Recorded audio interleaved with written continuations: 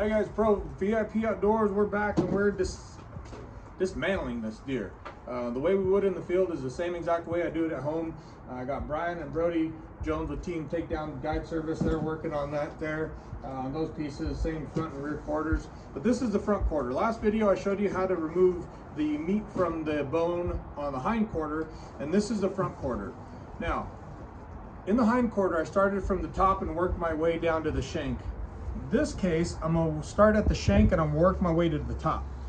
But like the rear, I want to remove that shank because that shank by itself is going to be a lot better off than it is in any burger or pepperoni or sausage.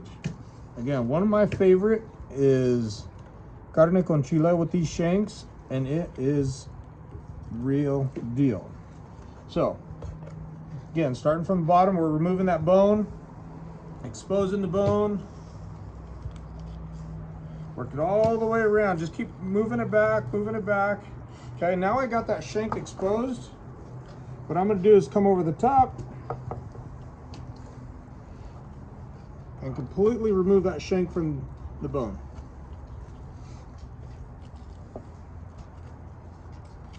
Now the reason I braise this meat here is because if you look inside, you have all that connective tissue, you have all that silver skin. There's really no good way to get all of that out of there.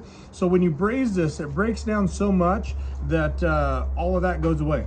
So I say goes away, it liquefies. But, so there's my shank. Now what I'm gonna do is I'm gonna work all the way down the rest of the leg here. Stay nice and tight. Now this is gonna be a little bit different than the rear quarter, in that when you get to the shoulder, it's that shoulder blade, it's not a bone. So just cut all the way down. You got a little more bone here to work down.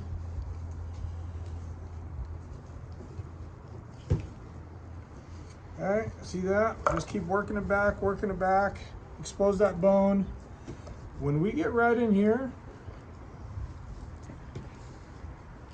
we're going to get to that shoulder blade now.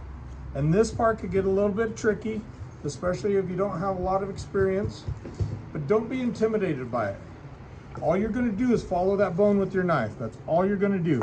The shoulder blade sits right in here and you can feel it. And we're just gonna go right down that, expose it. If you can feel bone with your knife, you're doing it right. If you're not, re-stab, reset, and away you go. Now I've exposed the edge of that blade, the shoulder blade. I'm gonna take my knife, go right down it. Again, knife against bone. It's all about knife against bone. No matter what you're filleting, what you're cutting up in the field, if you got knife against bone, you're getting as much as you can. That little piece hanging up in here, there we go.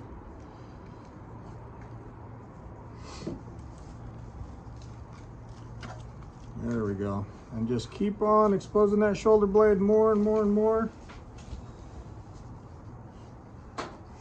Now, in that shoulder blade, you have the flat part, and then it comes up on a ledge. You can see that bone right there. See how it makes an L shape? So once you hit that, again, your knife is going to turn upward and then right back down to get over that. Go upward and right back down. Okay? So the shoulder blade is going to take a little bit of work. It comes off the carcass easy, but when it comes to deboning, the rear quarter is a lot easier in my experience. Okay, so see how we got that side off now? See how it makes that L shape right in there? Now we're going to go right down this bone here. Same exact thing. Keep exposing it.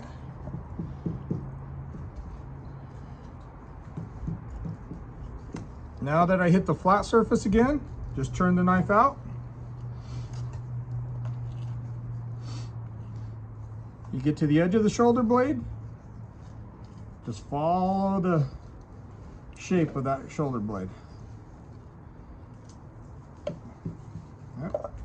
This is the one side you have left. You could turn it over and carve all this out as well. There's not as much on this side, but same exact thing, guys. Against the bone, carve it out. These leg bones are really, really nice for roasting.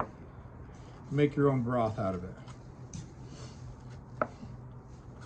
Okay, so that's the back side of that. More than likely, I'm gonna throw that in the shank pile, and this is gonna get braised.